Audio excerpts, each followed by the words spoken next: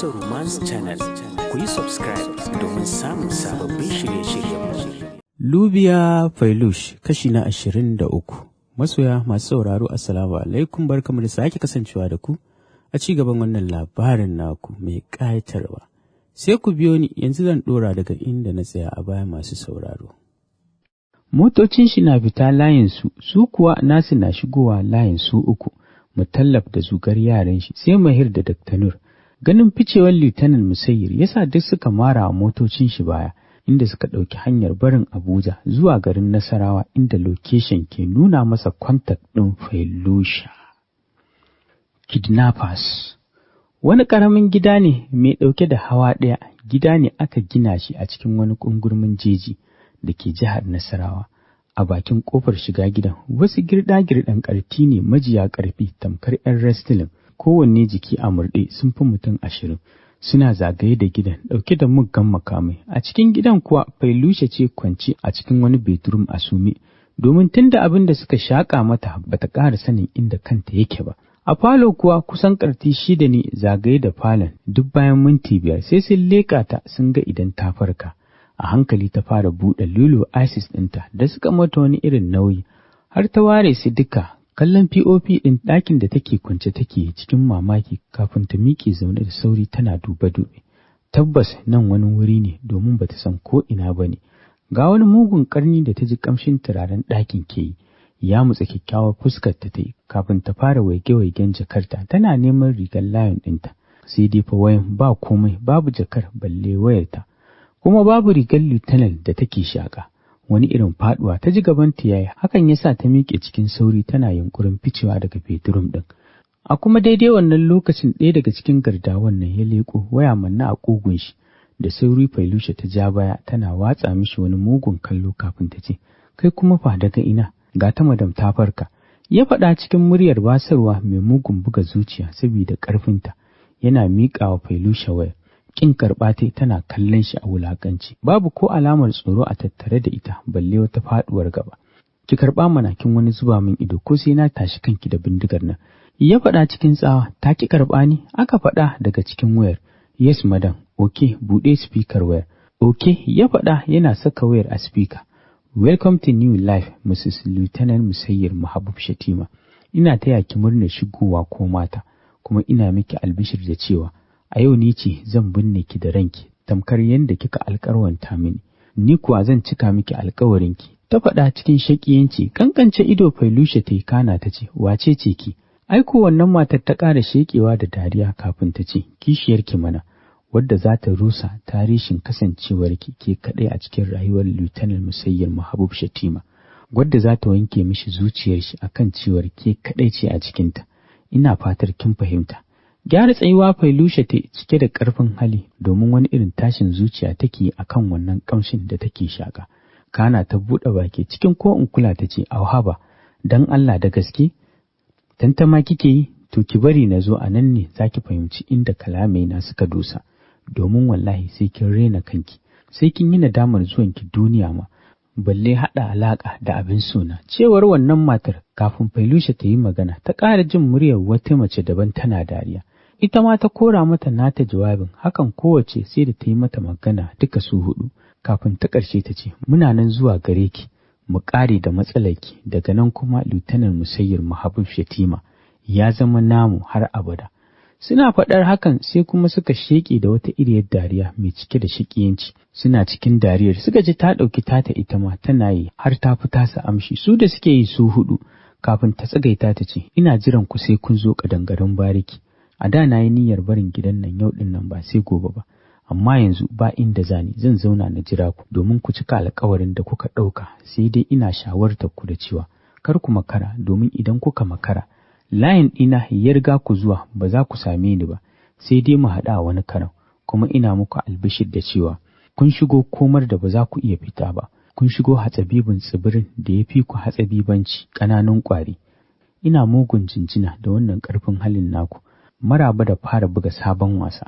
So I'm waiting." Tana gama faɗar hakan ta buɗe wata ƙofa ta shige da sauri, domin tana tunanin toilet ne.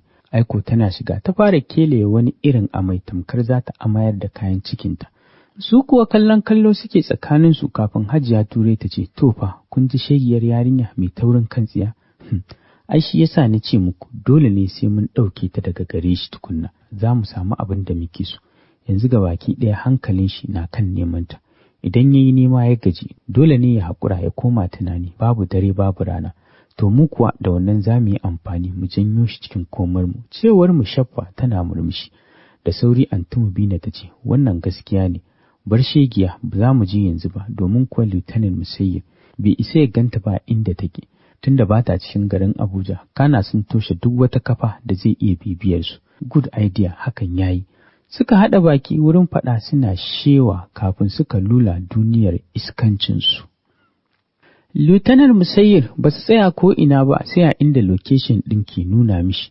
A nan ya yi fakin motar shi domin shi ne ke driving da kanshi. Yaran shi biyo shi kawai suke yi. Buɗe motar ya a fusace ya fito, hakan ya sa duk suka yi fakin su ma suka fito. Daji ne fallau filin Allah, babu ko alamar ƙauye balle gida a wurin. Babu wani gu inda za a ce a ɓoye mutum a wurin, amma kuma nan location ke nuna masa. Dafa kanshi ya cikin mugun ɓacin rai, yana bin wurin da kallo. A hankali Mutallab ya dafa shi cikin rarrashi ya ce, Maman, me yasa za mu tsaya a nan ne? Shiru ya tamkar ba zai yi magana ba, hakan yasa duk jikin kannan shi sanyi, domin ga baki ɗaya yanayin shi na tsorata su. Kowa ya jigum ana jiran jin me zai ci. Cikin wani irin voice mai firgita 'yan maza ya ce, a daidai nan wurin location ɗin ke nunawa kuma ga ya ba komai. Ya faɗa cikin baƙin ciki tamkar zuciyar shi za ta fashi. Ai Mutallab na jin haka, ya ce wa yaransu su duba wurin ko za su samu wata makama. A nan kuwa suka bazama suna dube-dube kusan minti 5 sai ga wani sojan yana faɗar sa, ga waya mun samu, riga da kuma jakar mace. Ai cikin sauri Lieutenant Musayyib ya juyo tare da zuba musu ido yana kallo. Tabbas wannan kayanta ne, wayar ta, jakarta da kuma rigarsa. Rintsa idon shi da bala'in ƙarfi yana jin lokacin da Mahir ke faɗar, ai wannan wayar ta ce ya Mutallab, maza mu bazu daga nan zuwa kilomita 50 gabas, yamma, kudu, arewa. Ku duba idan za mu samu wani information, kuma kar wanda ya dawo ba wani kwakwaran labari. Ok sa, suka faɗa tare. Shi kuwa Shatima a wayar shi ya ciro ya shiga kiran wata namba, ana ɗagawa ya ce, an yi kidnapping kanwata Mus'ab, an nufo Nasarawa da ita, ina hanya ne ma police. Kafin ya ƙarasa abin da yake son faɗa, Major Mus'ab ya ce, ba ma sai ka roƙe ni ba Lieutenant Musayyib, ni ma ƙanwata ce, in dai tana cikin Najeriya ko ina take sai ta bayyana bi ƙudratillah. Yana gama faɗar hakan ya yanke wayar. Gefe ɗaya kuwa ganin Lieutenant ya ɗan yi nusa da su ne ya sa Nur matsawa kusa da Mutallab ya ce, ya Mutallab please, waccan makarantar da ya shi tima ya rufe, don Allah a taimaki ɗaliban da ke ciki ko ba komai akwai 'yan mata a ciki. Kuma kaga baby ba ta hannunsu, kuma ba da saninsu aka sace ta ba. Ido Mutallab ya waro, garin dare yayi kuma shi san bai san Lieutenant ya garkame makarantar ba. Suwa ya saka a tsaronsu, wallahi ni ma ban sani ba yaya. Ina nufin sojojin ƙasar nan ne, sojojin ƙasar Iran ne. Oh God, wallahi ko ba wanda ya isa ya dakatar da su sai shi. Kuma wallahi kai kanka ka sani Nur, ba wanda ya isa ya saka shi cikin makarantar a yanzu. Duba da yanayin da yake ciki. Abu ɗaya zami, bara na yi magana da shugaban makarantar. Oke yayi ba damuwa, cewar Dr. Nur ran shi duk ba daɗi. Gefen Mutallab ya koma ya kira shugaban makarantar tare da bashi umarni duka ɗalibai mata su koma hostel su kwana, kuma ɗalibai maza da ke hostel su fito su ba wa mata wuri su koma hall ɗin makarantar su kwanta. Yanzu zai sa a kawo musu duk wani abin bukata, kuma ya kira iyayen yaran ya sanar da su kar su tada hankalinsu. Za a buɗe makarantar insha Allah da zarar Lieutenant Musayyib ya huce. Godiya sosai shugaban makarantar ya yi wa General Mutallab kafin suka yi sallama. Cikin ƙanƙanin lokaci ya ba da umarnin kai duk wani abin bukata a makarantar. Kana kuma ya ce a tambaye su duk abin da suke bukata a yi musu. Sai da ya gama wayar ne su ma suka shiga motocinsu suka nufi cikin garin Nasarawa. Yau kusan kwana 3 kenan su Lieutenant Musayyib suna bulayi a cikin jihar Nasarawa da kewayenta, amma ba su ga kome kama da Failusha ba. Tuni Lieutenant Musayyib ya fita hayyacin shi, domin a cikin wannan kwanakin idan ka gan shi za ka ɗauka jinyar shekaru ya yi. Ya rame ya yi wani iri da shi, baya cin komai kuma baya bacci, baya cewa kowa komai. Idan ka ji yana magana, to waya ce yake a kan neman Failusha, ga baki ɗaya a sun rasa gane kanshi. Wannan abun kuwa ba ƙaramin tada musu hankali ya yi ba, domin kuwa ko ba komai yanzu sun ga tsintsar soyayya yarinyar a idon shi. da kuma yanayin shi kullum sai sun lallaba shi akan ya ci wani abin, amma yaƙi ruwa kawai yake sha, sai lemu idan Janar Mutallab da Mejo Mus'ab sun mishi dole tukunna ya sha, su da suke abokanan shi. Su masu Dr. Nur duk sun rame saboda damuwar ganin halin da yayin nasa yake ciki, ga kuma ta kanwar tasu, kuma har yanzu ba wani labari a gun wanda Mutallab ya tura domin ya sanar da su kar su dawo babu labarinta. A gida kuwa gaba ɗaya a rikice daga mami har Hajiya Kaka, domin ita ce ke tankwasa Hajiya Kaka akan ta daina kuka za a ganta, to ita ma yanzu kukan take. Dadi da Fa'iz ma ba su huta ba, duk da cewar har yanzu sojoji sun ƙi barin mutane su sake a garin, amma hakan sai da ya sako polis ciki. Kuma ya je da kanshi gidan alƙalin alƙalai ya sanar mishi abin da ke faruwa da ahalin shi. Wannan abu ya ɗau zafi da yawa, domin kuwa duk Najeriya an san cewar an sace 'yar gidan manya kamar Alhaji Mahabub Shatima, kuma ƙanwar sojoji, domin ta wuce ƙanwar soja ɗaya kam a yadda gari ya rikici. Failusha tun ranar da suka kawo ta bata ƙara waya da waɗannan matan ba, kana kuma bata gansu ba, sai dai kullum da safe za a kawo mata abinci, ba a ƙara kawa sai da yamma, sai dai a yadda suka bar na safe haka za su ɗauke shi, domin ba ta ci.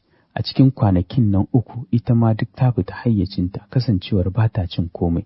Ga wani irin amai da take yi a koyaushe sakamakon ƙamshin da take ji a ɗakin, wanda take kira wari, domin ita san ba ta da wata damuwa wadda ta wuce wannan ƙamshin da kuma ƙamshin jikin yayinta da take son ji. Ga wani mugun filin har na tashin hankali da ke neman halaka ta, wanda ta rasa ko na me, har ji take wani lokacin tamkar ƙwari ke shan ta, kuma suna yamutsa mata headquarter. Idan abin ya ciyo ta sai dai ta haɗe kafafunta kawai ta rufsa kuka. Wannan shine abin da ya firgita Failusha, ba wai satar da aka mata ba. Gashi kuma ta yi alkawarin ba za ta fita daga gidan ba in dai ba layin ɗinta ne ya zo ya fitar da ita ba, har sai ta ga ko suwaye ke neman kutsowa rayuwarsu. Yau tun da suka yi sallah azahar ya haɗe kanshi da gwiwa, bai ɗago ba kuma bai motsa ba kusan awa ɗaya, domin har ƙarfe 3:30 na rana ya wuce, amma yana nan a yadda yake. Tasowa Mutallabe ya dafa shi tare da cewa Shatima, ka yi haƙuri don Allah, ka rage wannan tunanin, wallahi insha Allah duk inda Failusha take za a ganta. Kar ka zo kuma garin wannan damuwar wani abin ya same ka, ita ma idan ta zo ta same ka hakan ba za ta ji daɗi ba, please ka tashi mu je cikin gari don Allah.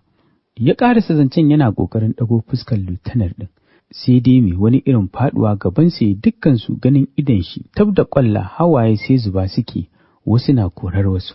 A taron Mutallab da Mus'ab suka shiga nuna shi, baki na rawa har harshen su na harɗewa, suka haɗa baki suna faɗar kuka lieutenant, abin da ba su taɓa gani ba tun zaman su tare da shi. Haka ma Dr. Nur da Mahir cikin mugun mamaki, ruɗani, tashin hankali da fargaba da ba su taɓa ji ba suke kallon yayin nasu cikin sarewar zuciya. Ai bai ba su amsa ba, kawai ya kifa kai cikin Mutallab ya fashe da kukan da ke cin zuciyar shi mai ban tausayi.